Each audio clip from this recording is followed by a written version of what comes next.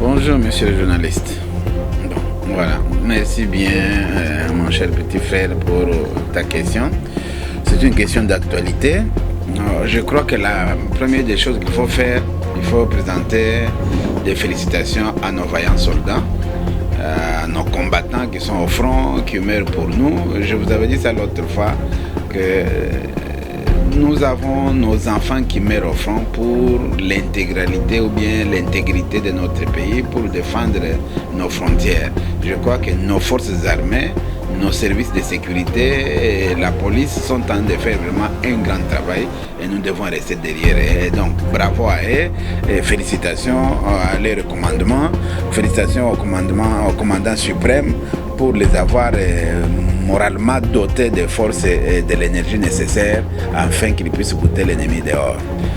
En revenant sur M23, M23 était une invention, je dois vous dire la vérité, une invention des CNDP, une invention, je viens de lire les lettres tout à l'heure là, qu'ils ont écrites, en réagissant à ce que notre ministre des Affaires étrangères, le vice-premier ministre des Affaires étrangères et notre gouvernement, après les conseils de sécurité, ce qu'ils ont pris comme des mesures. Cette invention qui est née au sein des institutions de la RDC par le passé, puisque le monsieur qui est président de M23, il était ici DG au FPI. C'est connu de tout le monde. Hein, le pasteur Bizimungo, comment là il s'appelle encore. Et la discorde entre certaines personnalités politiques du Nord Kivu, c'est là où tout est parti. Tout est parti à partir du Nord Kivu. Discorde entre certaines personnalités politiques avec l'ancien chef de l'État, le président Kabila. Donc M23 c'était une création, mais subventionnée par le Rwanda. Comme tout le monde l'a dit, on connaissait ça, on a toujours dit ça. Derrière M23, il y a Rwanda. Leur problème c'est quoi? Tout ce que vous voyez là c'est du mensonge. Leur problème c'est avoir la terre. Selon l'accord de l'Emera, ils veulent répliquer ça. L'accord de l'Emera leur donnait 300 km de terre à l'intérieur de la RDC pour protéger leurs frères Tutsis. C'est ça le problème. Avoir un lender où ils doivent se placer pour avoir aussi de la terre et commencer à cultiver, puisqu'au Rwanda, il n'y a plus de l'espace. Et c'est connu de tout le monde. Et même ils le disent. Protéger leurs propres frères. La lettre est là. La lettre est là. Voilà. Mouvement M23, si vous pouviez bien prendre ça. C'est leur lettre, la réaction. Et ils disent, excusez, ils disent très bien qu'ils combattent pour protéger leurs propres frères. Et protéger leurs terres. Ils disent leur terre de leurs ancêtres. Je ne sais pas quelle est la terre de leurs ancêtres. On ne sait pas. C'est écrit là. Contre les génocidaires. Mais nous savons que ça fait 20 ans, plus de 20 ans, que Rwanda est au Congo pour combattre les FDLR. Jusqu'aujourd'hui, Rwanda n'a jamais ramené les FDLR, n'a jamais vaincu les FDLR. Il ne nous a jamais montré que les FDLR sont là. Et pourquoi Rwanda n'organise pas les dialogues chez lui pour reprendre ces FDLR-là? Pourquoi Kagame, qui se sent très fort, ne peut pas arriver à organiser la société, à créer la réconciliation entre eux pour reprendre les FDLR? Il sait qu'ils sont au Congo. Il a été au Congo. N'oubliez pas la guerre de Kisangani. Nous avons perdu les nôtres.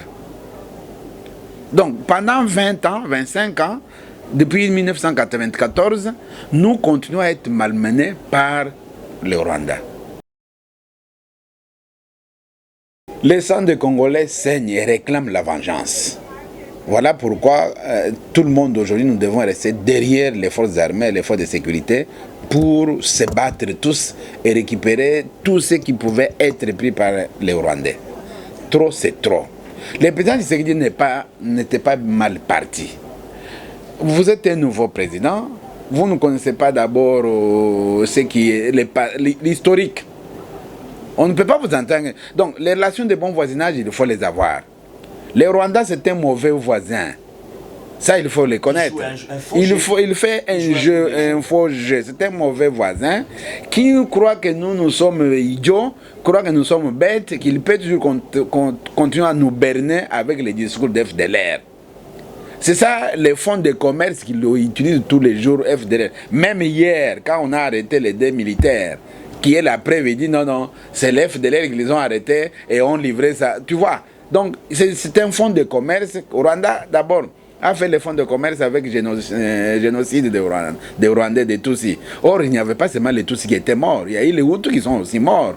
Mais il n'a jamais accepté que les Tutsis étaient morts dans ce génocide-là. Et puis, le génocide était de combien? 800 000 personnes par rapport à 6 millions de Congolais. Vous pouviez imaginer ça? Ce qu'on a décimé chez nous à l'Est, c'est plus que la moitié de la population de Rwanda. Au Rwanda a 12 millions de personnes. Mais nous avons perdu plus de 6 millions. C'est la moitié de sa population. Dans les 800 Tutsis tués, il y avait plus de 200 000 Hutus. Mais ils n'acceptent pas ça. Or, ce sont eux-mêmes. Pourquoi nous devons payer leurs péchés?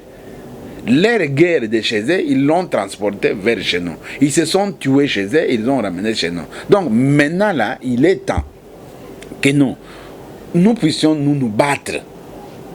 Je commence à revenir même sur certains politiciens qui disaient si on pouvait annexer au Rwanda, pourquoi pas? Mais on ne peut pas l'annexer puisque les relations internationales ne vont pas nous permettre.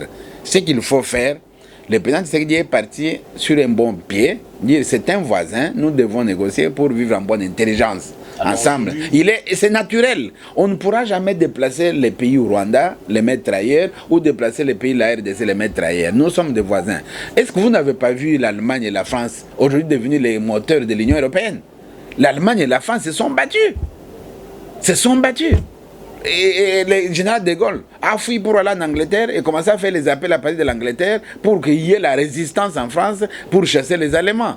Mais aujourd'hui, l'Allemagne et la France sont l'équipe moteur, s'il faut dire, les leaders de l'Union européenne.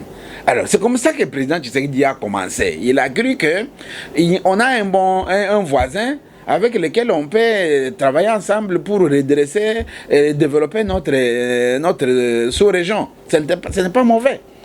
Mais malheureusement, l'autre, Kagame n'est pas un bon voisin. Kagame ne joue pas un franc jeu. Kagame, c'est un monsieur qui se croit tout permis, puisque derrière lui, le grand mal, ce sont les États-Unis qui ne nous rendent pas un bon service. Les États-Unis souffrent le chaud et le froid au même moment. Il souffre d'un côté et de l'autre côté, ainsi de suite. Donc, il se croit fort des soutiens qu'il a des États-Unis et du Royaume-Uni, donc de l'Angleterre, pour pouvoir nous mener la guerre qui nous mène par procuration. C'est une guerre que nous subissons à cause des multinationales. Je dois vous dire une chose. Pourquoi la M23 aujourd'hui surgit? Quand il y a eu l'état d'urgence, l'état de siège plutôt, tout ce que du point de vue commercial, tout ce qui allait au Rwanda, ça a été coupé. Le Rwanda n'est plus aujourd'hui producteur, le premier producteur de coltan et de zinc ou des autres minéraux qui passaient par fraude. Avec l'état de siège, on a bloqué. Et l'économie du Rwanda se trouve en difficulté. Voilà un des motifs. Il faut créer une diversion comme ça, là, qu'elle est des autres au Congo, pour récupérer ce qu'il a perdu pendant toute cette année et remettre l'économie en marche. Alors, voilà comment on va faire ressortir M23. M23, c'est une fabrication du Rwanda avec la complicité de quelques politiciens congolais. Ça, il faut savoir le dire. Mais aujourd'hui... Bon, qu'on traite Kabila de Rwandais ou pas, ça c'est l'histoire qui va dire la vérité sur Kabila. Moi je ne vais pas entrer dans ça là. Il a été chef de l'État, nous devons le respecter comme tel, comme chef de l'État. De toutes les manières, nous pouvons citer aussi beaucoup de nos frères qui ont occupé des postes partout ailleurs. Ça, ce n'est pas mon problème. Mon problème est que si tu es Congolais, tu dois défendre les intérêts du Congo. Un point très. Donc, ce n'est pas le moment. Nous, aujourd'hui, Congolais, nous devons tous nous réunir. L'État est en danger, la patrie est en danger. C'est le moment où nous devons être tous ensemble. Je dis bien ensemble. Laissons nos antagonismes, laissons la MOCA, laissons l'opposition, la majorité. Non, ce n'est pas le moment ni de la majorité ni de l'opposition. C'est le moment du Congo. On a un dénominateur commun, c'est quoi? C'est le Congo. Notre pays est en danger. Notre pays, nous devons faire un seul homme, être derrière les forces armées. Nos vaillants soldats sont là-bas au front. Ils meurent. Pour qui? Pour nous. Donc nous devons être ensemble. Ils doivent sentir que le peuple est avec eux. Ils doivent sentir que derrière les institutions sont avec eux, que les peuples sont avec eux, de telle manière avoir les forces et les énergies nécessaires pour combattre l'ennemi. Nous devons bouter l'ennemi dehors. M23, ils sont combien? Au Rwanda, je dois vous dire la vérité. Au Rwanda, 33 000 soldats. 1000 soldats sont au Mozambique. 1000 sont au Centrafrique. Ils sont restés avec combien? 31 000. Les 31 000, sur leurs frontières entre Burundi et Ouganda, ils ont mis encore plus de 1000 soldats. Donc, en principe, ils n'ont que 28 000 ou 22 000 qui sont quelque part là. Et M23 n'a pas d'éléments. M23 avait 700 personnes au moment où ils ont fait leur histoire de 2012-2013 à Nairobi. Ok? Et aujourd'hui, M23 se retrouve avec 1000-2000 personnes. Ça vient d'où? 2000 personnes d'M23 aujourd'hui viennent d'où? Ils ont fait encore les recrutements au Nord Kivu, au Burundi, au Rwanda. Il y a eu les Éthiopiens qui sont là-bas, les Érythréens qui sont dedans, tous ces gens, les ramassis de gauche à droite, ont contribué à faire de M23 un grand groupe. Mais M23 n'est pas un grand groupe. L'armement, j'ai vu ce matin tout l'armement que M23 avait, qu'on a récupéré par nos forces armées. Cet armement vient d'où? Donc il y a, c'est-à-dire, comment imaginez-vous que nous avons 9 pays comme voisins? Il n'y a qu'un seul pays ou deux qui nous font des problèmes. Aujourd'hui, avec Ouganda, on a normalisé. Pourquoi on ne peut pas normaliser avec le Rwanda? Qu'est-ce que le Rwanda veut au Congo? Pourquoi l'Angola ne nous fait pas de problèmes? Le Congo-Brazzaville ne nous fait pas de problèmes. La Zambie ne nous fait pas de problèmes. La Tanzanie ne nous fait pas de problèmes. La Centrafrique ne nous fait pas de problèmes. Il n'y a que le Rwanda. Le sud du Soudan ne nous fait pas de problèmes. Le Soudan du Nord ne nous fait pas de problèmes. Il n'y a que le Rwanda qui nous fait des problèmes. Mais au Rwanda, 33 000 soldats, 12 millions de personnes. La RDC, 90 millions de personnes. 160 000, pratiquement 250 000 soldats. Est-ce que nous, on ne peut pas mettre fin à cette histoire? Mais comment passer maintenant à l'acte pour mettre... L'acte, c'est question de s'organiser. C'est question de la discipline. Notre armée a été longtemps infiltrée. N'oubliez pas que quand Mouzé est entré, le chef d'état-major était un Rwandais. Ils ont occupé tous les postes clés. Ils ont occupé les postes de la sécurité. Ils sont encore jusqu'à présent. Si vous regardez dans les statistiques, on a plus de généraux d'une ethnie que des autres. La petite ethnie a plus de généraux que les autres ethnies. Et nous sommes infiltrés. Il faut qu'on fasse la purge au niveau de l'armement. Disons au niveau des forces armées. Il faut qu'il y ait une purge. Les commandants suprêmes doivent faire un effort pour que les fils de ces pays ici prennent l'armée en main. Et que ceux qui sont des intrus soient mis dehors, qu'ils soient boutés dehors. Ça, c'est la première des choses. Deuxième des choses, dans les forces de sécurité, nous sommes encore infiltrés. Nos forces de sécurité sont encore sous la coupe de certains amis. Là, encore un travail à faire. Il faut que les forces de sécurité soient lavées de tout ce qui est étranger. Pour que nous reprenions nous-mêmes notre sécurité en main. Mais là, alors, il faut que les Congolais qui reprennent la sécurité en main soient des gens sérieux. Pas des gens qu'on corrompt facilement avec $1000, $2000 ou avec $500. Puisque la sécurité d'un pays, on ne badine pas. On ne badine pas avec la sécurité d'un pays. En Chine, quand tu fais une bêtise, toi, on coupe ta tête. Hein? Même en Russie, ici, tu badines avec la sécurité, on coupe la tête.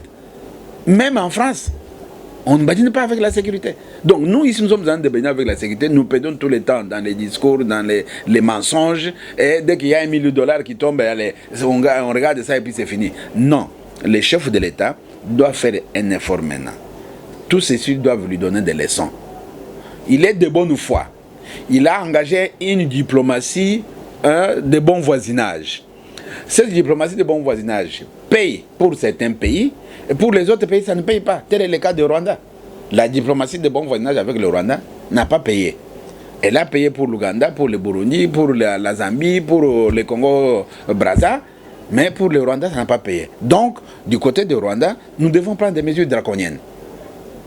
On a fermé les frontières, on a réduit, pratiquement on a suspendu les vols de Rwandais. Très bien. Les Rwandais, moi je ne vois pas pourquoi même ça devait venir ici. Puisque les Rwandais, depuis longtemps, on nous disait bien que les Rwandais amenaient les officiers militaires qui s'étaient déguisés en civil, qui venaient ici. Donc ils venaient pour prendre des informations, pour nous, ainsi de suite. Comme on a fermé, moi je crois que c'est la bonne des choses, la meilleure des choses. Mais nous sommes sur cette terre des hommes. Le Rwanda doit apprendre à respecter la RDC. Et la RDC doit se faire respecter par le Rwanda. Et à ce moment-là, nous allons établir de bonnes relations où les uns et les autres se respectent. Quand on va taper dur sur le Rwanda va nous respecter.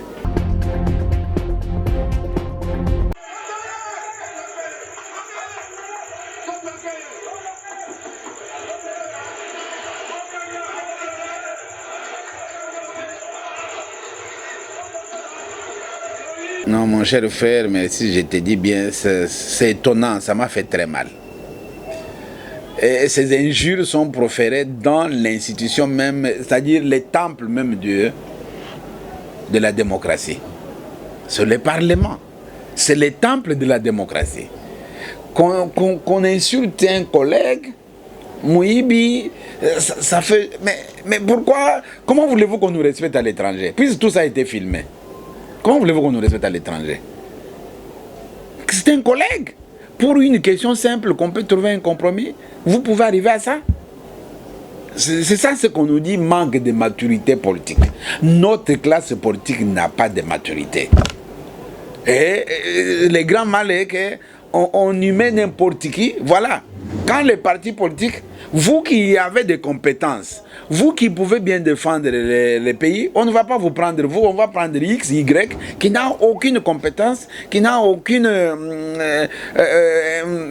moralité, ni intégrité physique ou morale. Il va être là-bas puisqu'il est cousin, il est beau-frère, il est. Voilà, la preuve est ça. Dans le Parlement, les gens qui vont dans les parlements sont des gens qui se font respecter, qui respectent aussi le Parlement. On ne peut pas arriver à une question simple comme ça pour désacraliser les parlements. Là, on a désacralisé les parlements. Mais pourquoi chaque fois qu'il y a les Wewe qui arrivent là-bas, pourquoi ils parlent que les Wewe sont venus désacraliser les parlements? Ce sont eux-mêmes qui ont désacralisé les parlements. Vous voyez, non? Hein? La même monnaie a été utilisée, eux-mêmes ont utilisé la même monnaie contre eux-mêmes. Hein? Ce n'est pas normal. Ça, c'est le temple de la démocratie, c'est le temple de pouvoir que nous tous, nous devons respecter. Quand bien même le juge là devrait sortir de l'Assemblée du Oui, que les juges sortent du Sénat, ok, les juges, moi, ça ce n'est pas un problème. Le problème, c'est l'intérêt de la nation. L'intérêt de la nation. Où est-ce qu'ils ont mis que il est gourmand, il est en train de désigner... Je ne sais pas. Ils ont parlé que les sénateurs viennent de son parti, mais d'un côté ils disent que l'Assemblée avait déjà 2 sénateurs, donc l'un devait venir du Sénat. Donc j'ai entendu parler beaucoup de députés qui disent la loi dit ceci, les règlements disent ceci, mais il y a la sénatrice Vicky Katunga, que moi je respecte beaucoup, la dame là a bien dit. Il y a 2 candidats qu'on a désignés. Nous envoyons les 2 candidats auprès du chef de l'État. Le chef de l'État lui-même, c'est comme d'habitude, non? Quand on envoie les listes des ministrables, il y a toujours 3 personnes. Et le chef de l'État va choisir une des 3 là, ainsi de suite. Et Madame Vicky Katongo, la sénatrice honorable Vicky, a dit très bien, nous envoyons les 2 et le chef de l'État va choisir parmi les 2. On lui a dit il va désigner. Non, madame a dit non. Les chefs de l'État ne désignent pas, c'est nous qui désignons. Mais comme nous ne parvenons pas à nous partager, nous avons 2 personnes, nous envoyons les 2 candidats et le chef de l'État va prendre parmi les 2 un candidat. Et c'est tout. Mais ce n'est pas question d'en arriver à ce niveau-là. C'est vraiment décevant de voir que nos représentants, qui doivent être des gens d'une moralité non douteuse, d'une intégralité non douteuse, doivent désacraliser eux-mêmes les parlements. Ça fait très mal. Arriver à insulter un collègue jusqu'à les menacer même physiquement, mais ça ne peut pas se faire. Pourquoi? Est-ce que c'est pas Mbosso qui crée ces désordres? Je ne crois pas que Mbosso va créer les désordres. Pourquoi? Pour quel intérêt? Non, non. Le président Mbosso va créer ça pour quel intérêt? Pour quel intérêt? C'est question de se comprendre sur les tests. Ils ne sont pas compris sur les tests, un point très. Il n'est pas question de dire c'est le président Mbosso qui a joué les jeux, c'est le président Bahati qui est mauvais, et qui est Mouyibi, il a volé quoi? Quand vous dites à quel, vous les qualifiez d'un voleur. Vous savez, ce sont eux qui prennent les lois. Hein? Ce sont eux qui votent les lois. Quand vous qualifiez quelqu'un d'un voleur, il faut l'avoir attrapé. Ils l'ont attrapé avec quoi et sur quoi?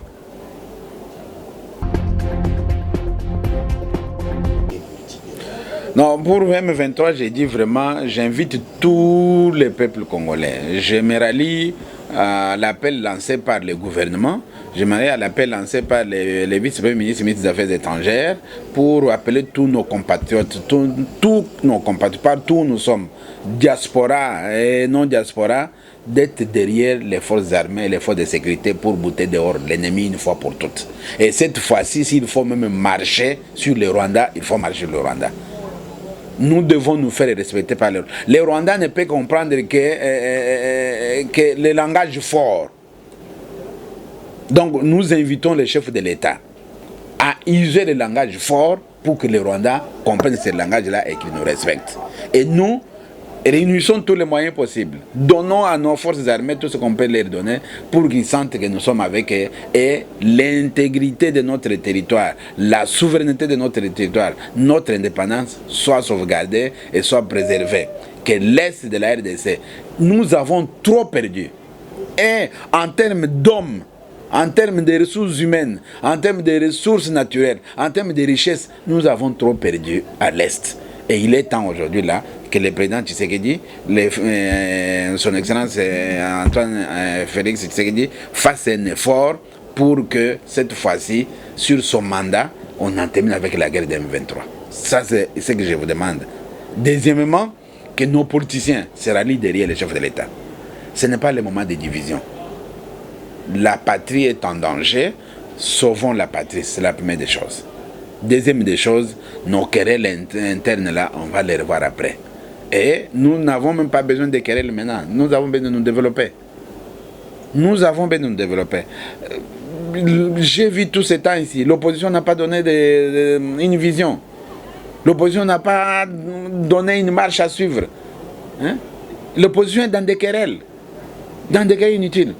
Nous avons vu dernièrement une nouvelle actualité entre le président, l'ancien président Kabila avec Moïse. Bon, ça c'est fake news. Hein? Ça c'est bon. Si des camarades veulent se retrouver, en quoi ça nous concerne? Ils étaient amis, ils étaient camarades, ils ont travaillé ensemble. Ils ont eu des malentendus entre eux. Et qu'aujourd'hui ils se retrouvent, mais que cela ne soit pas imputé au peuple katangais. Hein? Qu'est-ce que le peuple katanga a à voir avec Katumbi et Kabila? Hein? Qu'est-ce que le peuple katanga a à voir avec les deux là? Les deux avaient l'air malentendus, ils devaient trouver un moyen pour se réconcilier entre eux, mais ce n'est pas une réconciliation entre les Katangais. Ce qui s'est passé à Lubumbashi, ce n'est pas une réconciliation entre les Katangais, c'est une réconciliation entre les businessmen, entre deux hommes qui se connaissent, qui font leur business, et que dans leur business, ils se sont trompés comme ils veulent se tromper d'habitude, et que quelqu'un veut les récupérer, ce qu'il doit récupérer. Un point très. Donc, nous avons besoin d'être ensemble pour construire notre pays. Ne perdons pas le temps dans des querelles inutiles, ne suivons pas X, Y pour nous faire perdre les peu d'énergie qu'on peut consacrer au développement de notre pays. C'est ça ce que moi je peux vous dire. Soyons ensemble, aidons les chefs de l'État Soyons derrière lui, soyons derrière les forces armées, les forces de sécurité, pour que l'ennemi soit bouté une fois pour toutes dehors de notre pays. Mais il n'y a pas seulement l'ennemi qui est M23, il y a l'ennemi du sous-développement. Les grands ennemis que nous avons dans notre pays, c'est les sous-développements. Et les sous-développements qui viennent de quoi? De notre mental.